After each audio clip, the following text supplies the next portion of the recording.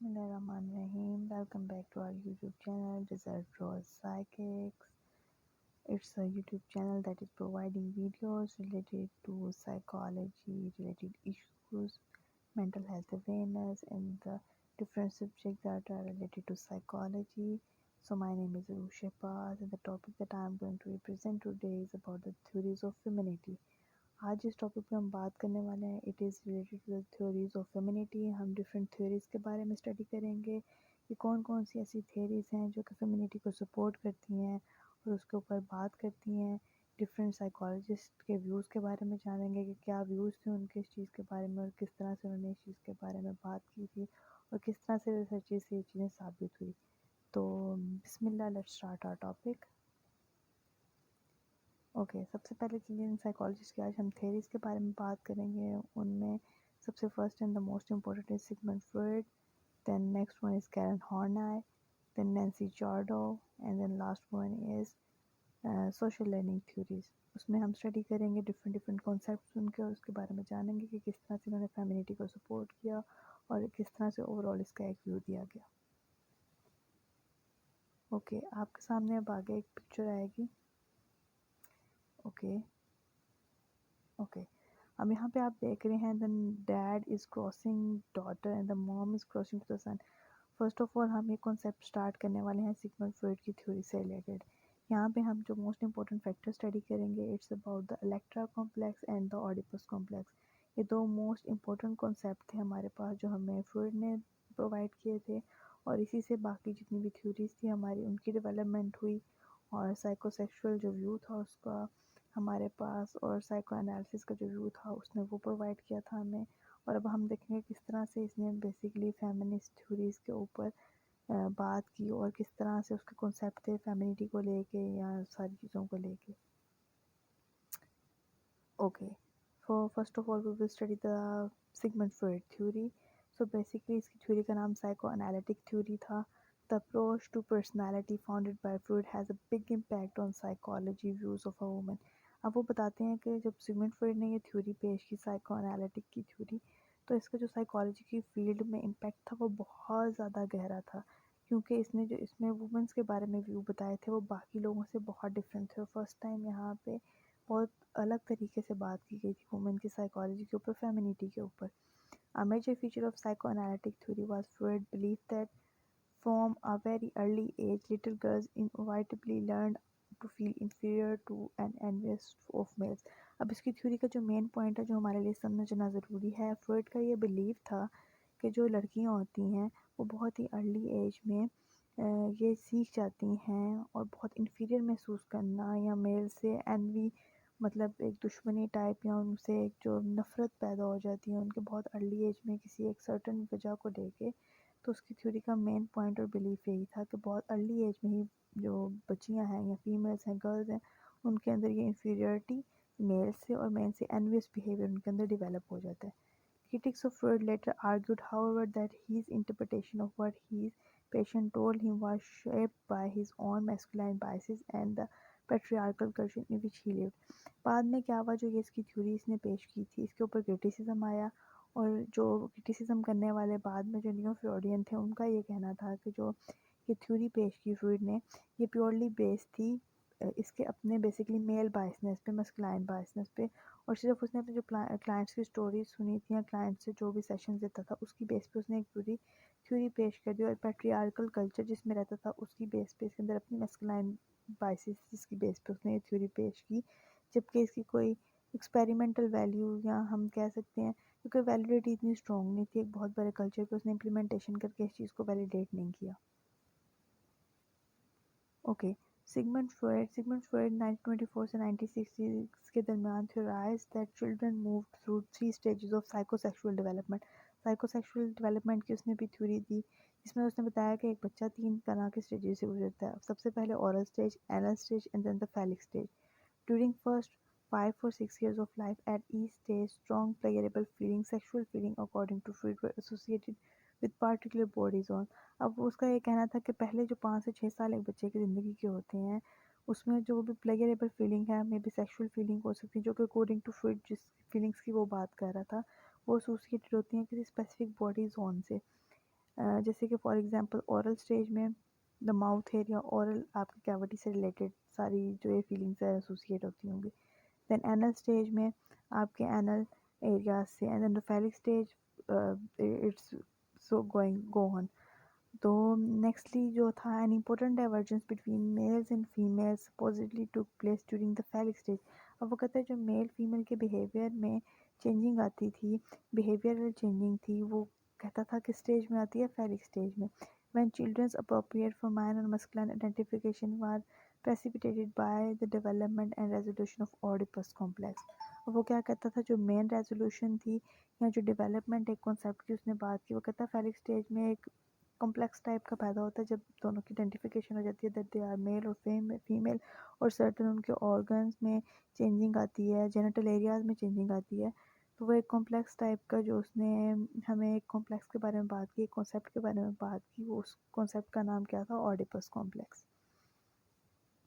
Okay, अब जो basically Oedipus complex की उसने बात की थी, ये एक बेसिकली स्टोरी थी जो कि पुराने वक्त में कही जाती थी कि एक बच्चा था Oedipus and he killed her father because उसको एनवियस फील होता था अपने बाप से, और वो अपनी मदर की तरफ ज़्यादा अट्रैक्टेड था, और ये सब जो चीज़ थी, और इसके ऊपर ये बेस्ड थी बेसिकली स्टोरी, और उसी से ये ऑडिपस बच्चे से इस कॉम्प्लेक्स का नाम ऑडिपस कॉम्प्लेक्स रखा गया। If the little boy is propelled into masculine identification by the fear of losing his penis, what of the little girl? अच्छा, अब बेसिकली यहाँ पे बात क्या हो रही थी कि वो ये कहता था ऑडिपस कॉम्प्लेक्स में कि जो मेल फिगर है, बच्चा है, वो अपनी मदर की तरफ अट्रैक्टिव होगा जबकि एनवियस होगा अपने फादर की तरफ। अब ये जो एनवी थी उसको वो एक्सप्लेन बड़े अलग तरीके से करता था। तो अब यहाँ पे एक बात ये थी कि अगर एक बच्चा मेल जो कि ऑडिपस था, अगर वो इस बात पे गुस्सा था कि मतलब उसकी जो मस्कुलिन आइडेंटिफिकेशन है उसको डर था कि वो अपनी पीनस खो देगा, तो क्या एक जो बच्ची होगी, लड़की होगी, उसमें ये कॉन्सेप्ट किस तरह से काम करेगा, क्योंकि उसने ऑडिपस कॉम्प्लेक्स को तो एक्सप्लेन कर दिया। But what about the girls? Freud described penis, actually the lack of penis, as central to her development as well।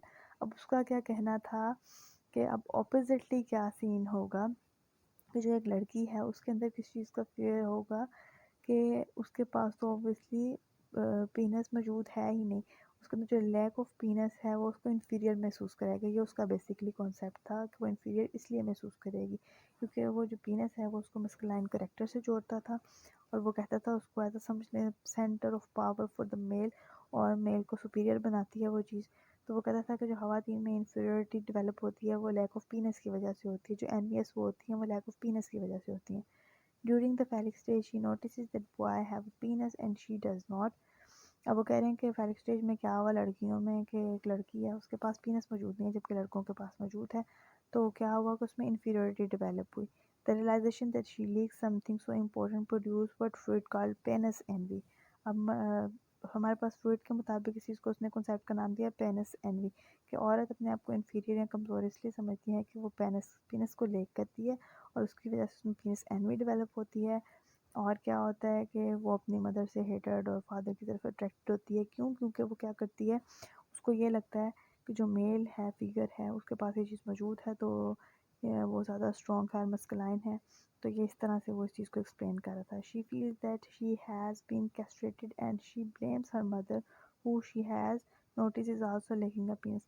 अब क्या होता है कि उसको लगता है कि शायद उसको कैस्ट्रेट किया गया है या उसकी जो पीनस है उसको रिमूव कर दिया गया था, वो तो लड़का थी या उसके पास पीनस मौजूद हो गया। फिर वो ब्लेम करती है अपनी मदर को इस चीज़ के लिए क्योंकि वो नोटिस करती है कि उसकी माँ के पास भी पीनस मौजूद नहीं है।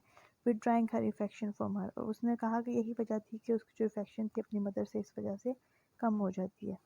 She develops a sense of inferiority, वही बात कि वो इन्फीरियर महसूस करेगी, contempt for her own sex and general feelings of jealousy. अब इस वजह से क्या होगा, उसके अंदर जेलसी पैदा हो जाएगी और उसको बुरा लगेगा और अपने सेक्स की वो पहचान नहीं कर पाएगी और इन्फीरियर महसूस करेगी। She rejects masturbation since her own organ the clitoris is so inferior to the penis. अब वो क्या होगा, वो मास्टरबेट भी रिजेक्ट कर देगी क्योंकि उसका जो अपना ऑर्गन है, क्लिटोरिस जो एरिया है, वो बहुत छोटा है और किसी चीज़ के मुकाबले में, पीनस के मुकाबले में। Freud argued at one time that penis envy caused girls to enter a female version of Oedipus complex। अब जो ये फीमेल में ये जो एनवी आई थी, अब उसने उसको भी एक नाम दे दिया जो कि female version of Oedipus complex था, उसका नाम उसने क्या रखा, इलेक्ट्रा कॉम्प्लेक्स। अभी इलेक्ट्रा कॉम्प्लेक्स में क्या होता था, attraction to the father and jealousy for the mother. Okay, sexualization versus objectification.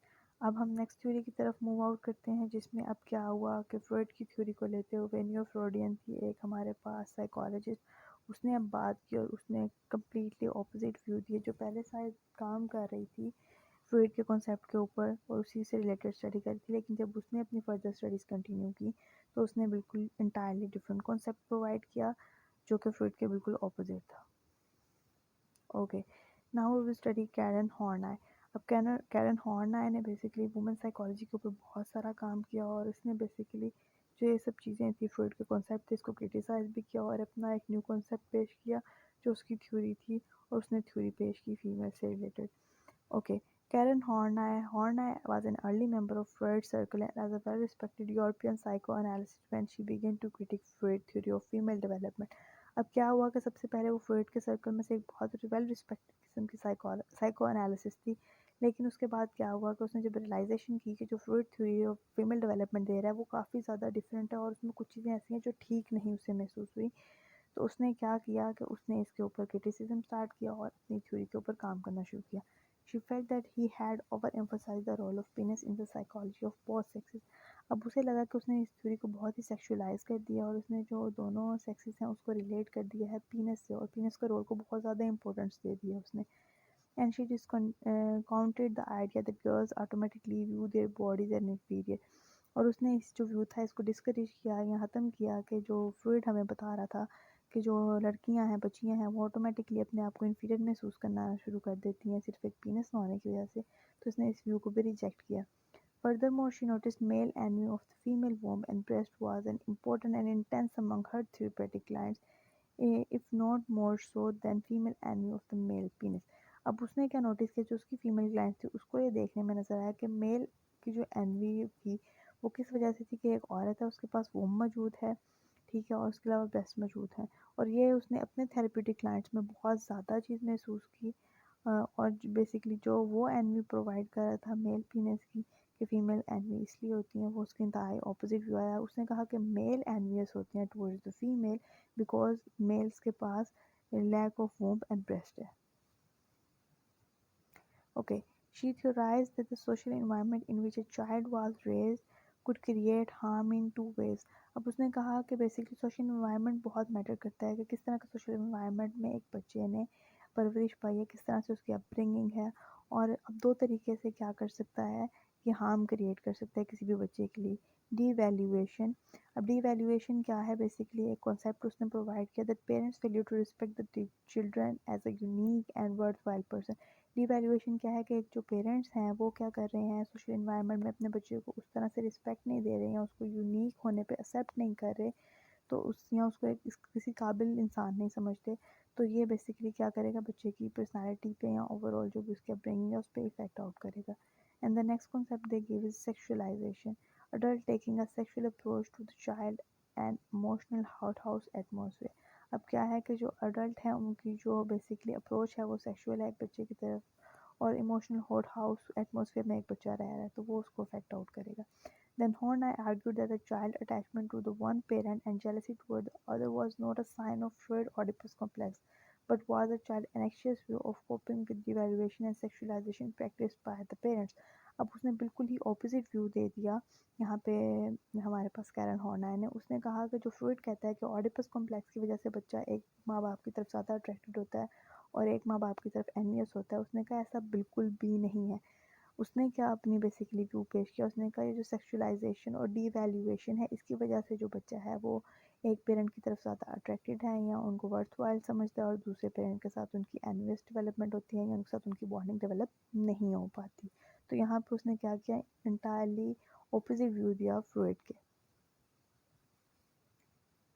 Okay, इसने अब जो बेसिकली एक और बहुत ज़्यादा चीज़ पे एम्फसाइज़ किया था that is the pre oedipal stage. उसने कहा था प्री ऑडिपल स्टेज बहुत ज़्यादा इम्पोर्टेंस रखती है किसी भी चाइल्ड की लाइफ में, कि उस टाइम पे उसने क्या क्या चीज़ें फेस की हैं। अब प्री ऑडिपल स्टेज में जो हमारे पास फेस है उसमें कौन कौन सी चीज़ें इंपॉर्टेंट हैं वो पॉइंट्स यहाँ पे कुछ लिखे हुए हैं आपके पास। Narcissistic identification and maternal dependency, किस तरह से बच्चा मैटरनल मदर के ऊपर डिपेंडेंट होता है, उससे रिलेटेड बहुत ज़्यादा इम्पोर्टेंट है। Anarchic component drives, polymorphous, egotism and primary processes, ये सारी चीज़ें 4 पॉइंट्स से ये बहुत ज़्यादा इंपॉर्टेंट पीरियोडिकल जो हमारे पास स्टेज आती है उसमें ये सब कुछ होता है। तो इसने इस चीज़ के ऊपर भी बात की थी और एम्फोसिस किया था कि इन चीज़ों को भी देखना, ओवरऑल सोशल इन्वायरमेंट को देखना, सेक्सुअलाइजेशन को देखना, डीवैल्यूएशन के प्रोसेस को देखना भी हमारे लिए उतना ही ज़रूरी है जितना बाकी चीज़ों को देखना ज़रूरी है। Okay, now we will move toward the third theory that is given by Nancy Chodrow.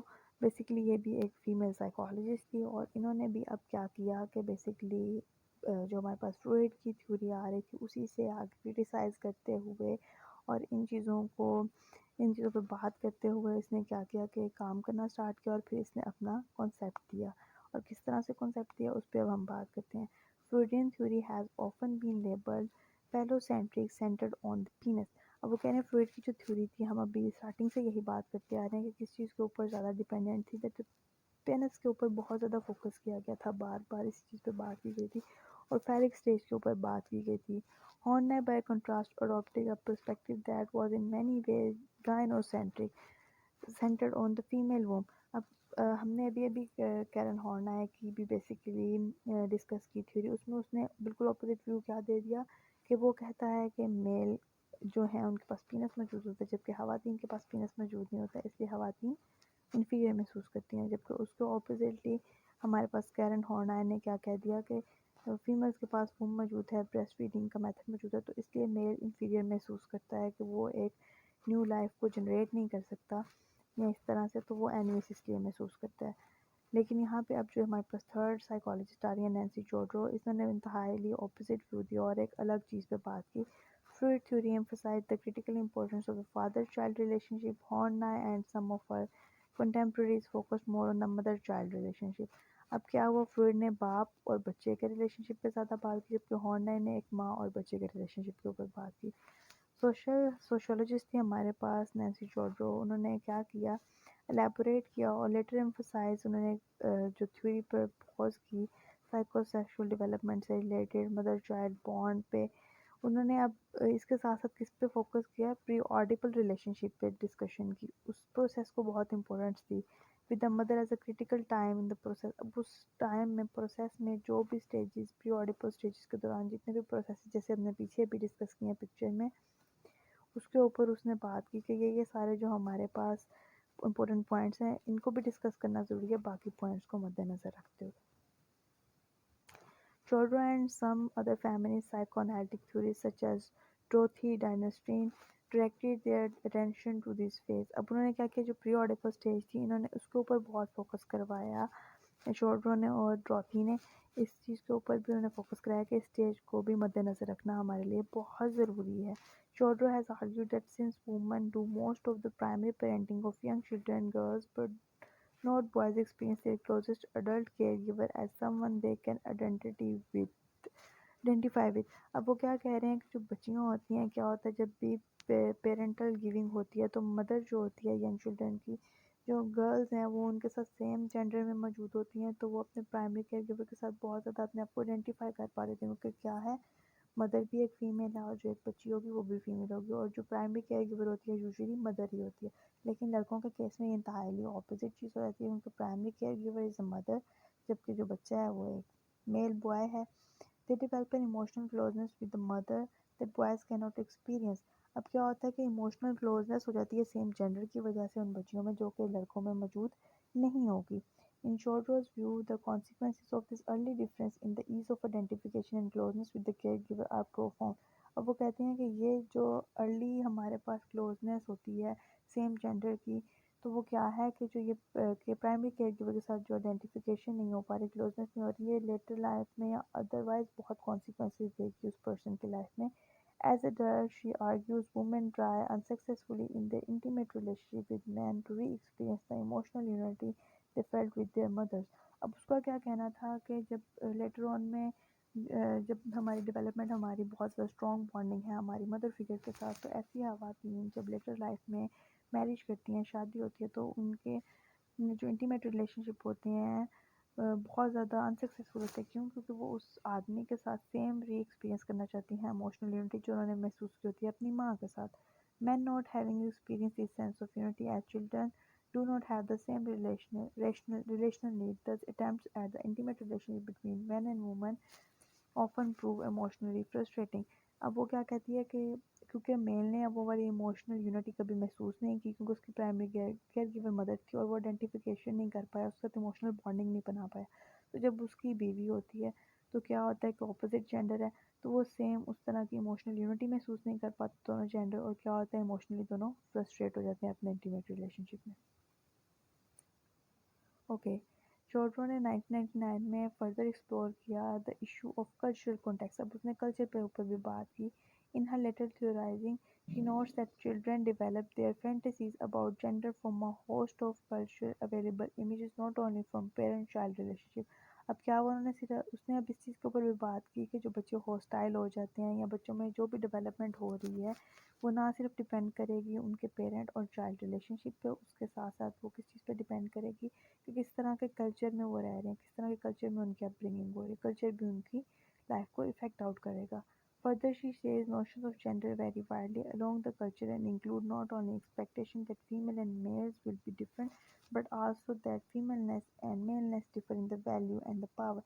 कह रहे हैं ना सिर्फ ये डिपेंड करेगा कि उनसे किस तरह की एक्सपेक्टेशंस की जा रही हैं, बल्कि किस तरह से उनको कल्चर में वैल्यू दी जा रही है या पावर प्रोवाइड कर रही है। ये इन दोनों फैक्टर्स पे भी डिपेंड करेगा कि किस तरह से एक बच्चा अपब्रिंग होगा या उसके किस तरह के रिलेशनशिप होंगे, कि उसके साथ सिर्फ जो एक्सपेक्टेशन रखी जा रही है वही मैटर नहीं करती, बल्कि उसको किस तरह एक सर्टन कल्चर में वैल्यू दी जा रही है या पावर प्रोवाइड की जा रही है।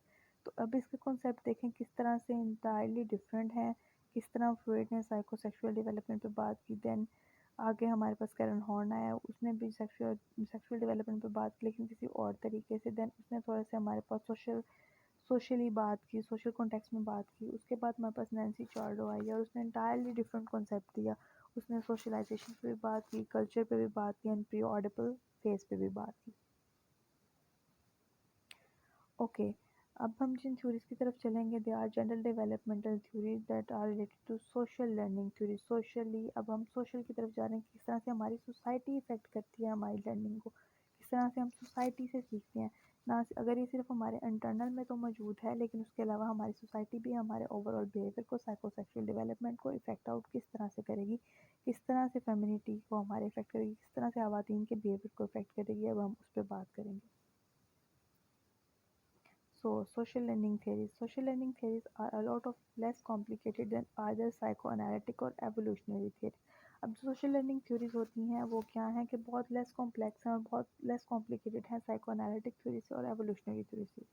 Their focus is not on intrapsychic or innate biological forces but on the individual internalization or her culture's message about acceptable behaviors.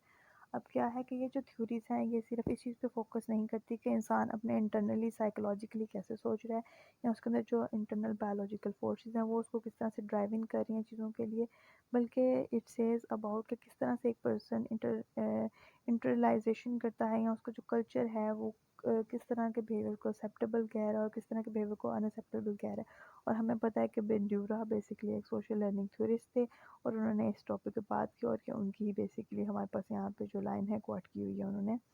According to this approach a child gender identity and role are learned. अब वो कहते हैं कि जो ये approach है social learning theory की वो ये कहती है कि जो एक बच्चा है उसकी जो जेंडर आइडेंटिटी है या रोल है वो लर्न करता है किससे, सोसाइटी से, अपने सोशल सर्कल से। This learning take place through a combination of modelling, imitation and री। अब उसका ये कहना है कि जो वो सारे बिहेवियर लर्न करेगा, फेमिनिटी लर्न करेगा, मैस्कुलिनिटी लर्न करेगा या किसी भी तरह का बिहेवियर लर्न करेगा, तो वो मॉडलिंग के थ्रू हो सकता है, इमिटेशन के थ्रू हो सकता है या री के थ्रू हो सकता है। A child observe and imitates the behaviour of adult and peer and is rewarded, punish और इग्नोर्ड फॉर सच बिहेवियर। अब वो क्या कहते हैं सोशल लर्निंग थ्योरिस्ट कि एक बच्चा है वो क्या करेगा, बिहेवियर कोई भी ऑब्जर्व करेगा अपने बड़े का और उसको क्या करेगा, इमिटेट करेगा। अब अगर वो बिहेवियर एक्सेप्टेबल है उस सोसाइटी में तो उसको रिवॉर्ड मिलेगा, अदरवाइज वो पनिश भी हो सकता है और सम वर्ड बाज़ उसका वो बिहेवियर इग्नोर भी किया जा सकता है। In this theoretical framework, parents, particularly the same-sex parent, play an important role not because they are parents but because they have the characteristics that make them excellent models. अब वो कह रहे हैं इस जो हमारे पास सोशल लर्निंग थ्योरी है उसमें जो पेरेंट का रोल बहुत ज़्यादा इंपॉर्टेंस रखता है, ना सिर्फ इसीलिए कि वो उनके पेरेंट हैं बट क्या है कि वो सेम जेंडर करेक्टरिस्टिक्स रखते हैं, इसी वजह से वो उनके एक्सीलेंट मॉडल्स बन सकते हैं क्योंकि हम लोग यूजुअली उन्हीं लोगों को फॉलो करते हैं जो हम जैसे दिख रहे होते हैं या हम उनके साथ बॉन्डिंग डेवलप कर पा रहे होते हैं। They are seen by the child as powerful nurturant and similar to the self. अब क्या है क्यों जो बच्चा है उनको किस तरह से देखता है, पावरफुल देखता है, न्यूट्रन देखता है और उनको अपने जैसा महसूस करता है, इसलिए वो उनको इमिटेट करेगा या फॉलो करेगा। Okay, the socialization process, as described in theoretical approach, sound deceptively linear. Parents and others shape the unresisting child into conformity with the culture. अब क्या है कि एक बच्चा जो अनरेजिस्टिंग है या इस तरह से वो क्या करेगा, लर्न करेगा, डिसेप्टिवली लीनियर तरीके से लर्न करेगा। किसको लर्न करेगा? उन बिहेवियर्स को लर्न करेगा जो वो पेरेंट्स से सीख रहा है या पेरेंट्स उस या कल्चर से सीख रहा है, वो उन बिहेवियर्स को मोल्ड आउट करेगा और वही चीज़ें परफॉर्म करेगा जो कि वो देख रहा है। But there are a number of indications that this is not exactly what is going on. At least one meta-analytic study showed that parents do not treat their daughters and sons differently on many dimensions. अब क्या है कि ये देखने में आया कि ज़रूरी नहीं है कि इस तरह से ही ये सब कुछ चले, कि किस तरह से पेरेंट शेप करें और कल्चर शेप करें। बहुत सी ऐसी स्टडी हैं, एटलीस्ट एक मेटा एनालिटिक एनालिसिस किया गया और उस स्टडी ने शो किया कि parents do not treat their daughters and son differently on many dimension. बहुत सी ऐसी डिमेंशन होंगी जिसमें जो पेरेंट्स हैं अपने बच्चों को, बेटी और बेटे को अलग तरीके से ट्रीट नहीं कर रहे जबकि एक ही तरीके से ट्रीट कर रहे होते हैं, लेकिन फिर भी उनमें फेमिनिटी और मस्कुलिनिटी डेवलप हो रही है। ओके, अब आपके सामने एक पिक्चर होगी, आप देख रहे हैं ये हमें अपनी जो हमने अभी अभी स्टडी की है social learning theory, it's related to them that कि देखने में आ रहा है कि एक मदर है वो लिपस्टिक अप्लाई कर रही है, मेकअप कर रही है, कर्ल्स कर लिए बालों को, तो उसके साथ उसकी बेटी या डॉटर है वो भी वो सब कुछ करी, क्या है वो उसका बिहेवियर इमिटेट करेंगी क्योंकि उसकी मॉडल उसकी मदर है। अब कुछ बच्चे आपने ऐसे भी देखे होंगे, बेटियां होंगी, बच्चियां होंगी, वो अपने फादर को इमिटेट कर रही होती हैं, मैनली कैरेक्टर। क्यों? अब सोशल लर्निंग थ्योरी कहती है कि वो बेसिकली उनके साथ ज़्यादा बॉन्डिंग डेवलप कर रहे होंगे और उनके साथ बैठ के उनकी डेवलपमेंट होगी बॉन्डिंग की, और वो क्या उसको as a model, role model ले रहे हैं और उसको इमिटेट कर रहे हैं, उसको फॉलो कर रहे हैं। ओके, अब इसमें बेसिकली एक बहुत और इम्पोर्टेंट पॉइंट आता है, इंटरेक्शनल स्टाइल के ऊपर बात की गई थी सोशल लर्निंग थ्योरीज में, अब हम उसको डिस्कस कर लेते हैं। द रेसिप्रोकल, अब इंटरेक्शनल स्टाइल की बेसिकली हम सबसे पहले डेफिनेशन स्टडी करते हैं। The reciprocal influences between the child and the social environment continue as the child matures.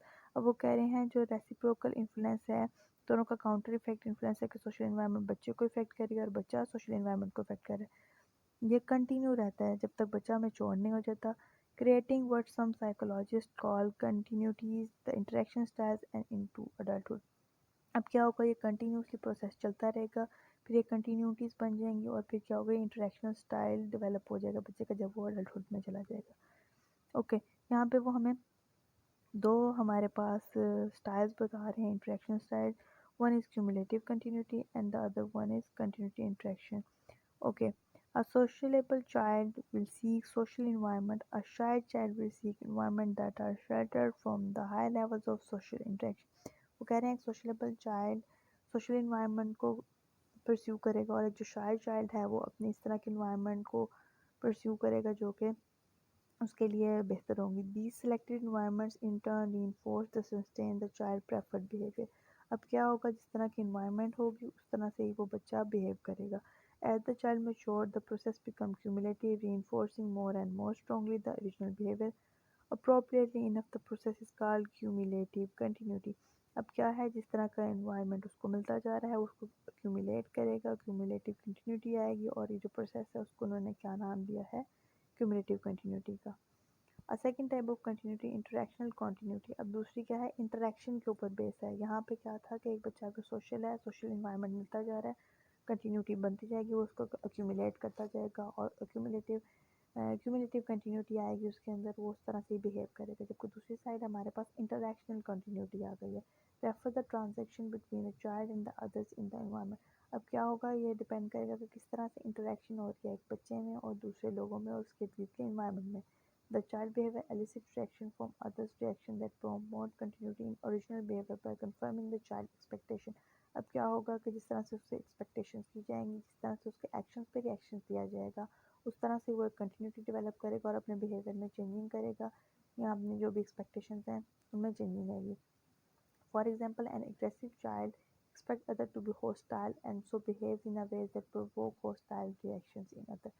अब वो कह रहे हैं कि जो बच्चा एग्रेसिव होगा वो एक्सपेक्ट करेगा कि बाकी सब लोग हॉस्टाइल हों और वो इस तरह से ही बिहेव करेगा कि दूसरों के हॉस्टाइल रिएक्शन प्रोवोक होंगे और वो क्या उसने सीखा, जिस तरह से वो देखेगा वो सीखता जाएगा और वो कंटिन्यूटी बनती जाएगी और ये हमारे पास दोनों स्टाइल इस तरह से मौजूद हैं.